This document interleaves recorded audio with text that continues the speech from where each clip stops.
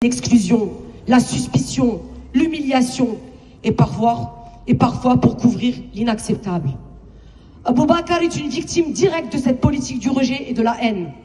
Tant que ceux qui attisent cette haine ne seront pas nommés et combattus, d'autres drames auront lieu.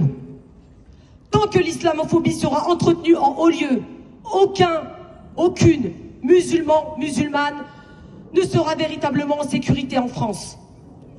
Aujourd'hui, il faut le dire avec force, nos mosquées sont prises pour cible depuis des années dans une indifférence honteuse. Mais ce ne sont pas seulement nos lieux de culte qui sont attaqués, c'est toute notre communauté qui est visée. Les musulmans sont victimes d'une véritable chasse aux sorcières. Hommes et femmes sont agressés dans la rue, humiliés, discriminés dans leur vie quotidienne, suspectés simplement pour ce qu'ils ou elles sont, pour leur foi, pour leur apparence. Il est grand temps que les autorités françaises assument leurs responsabilités et garantissent une protection réelle devant les lieux de culte musulmans.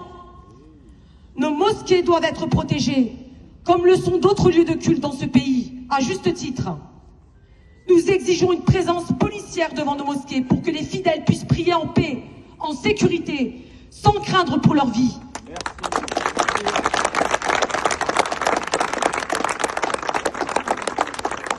Et nous devons aussi le dire clairement, cette islamophobie institutionnelle est intimement liée au soutien au sionisme criminel.